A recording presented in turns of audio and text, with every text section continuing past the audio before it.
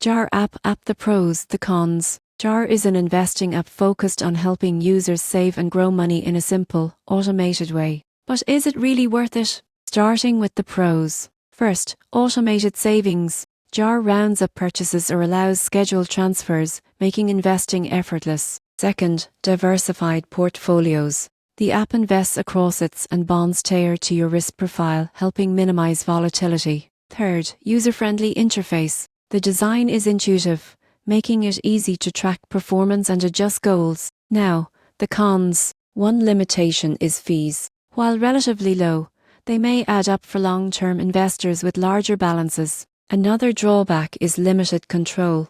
Advanced investors looking to pick individual stocks might find Jar too restrictive. The surprising truth: many people get intimidated by investing, but small automated contributions over time can grow significantly due to compounding. Jar makes this process seamless. In conclusion, the pros: automation, diversification, and simplicity make Jar ideal for beginners or busy users wanting hands-off growth. The cons: fees and limited control mean it may not suit experienced investors. Overall, Jar is a practical tool for consistent, stress-free investing.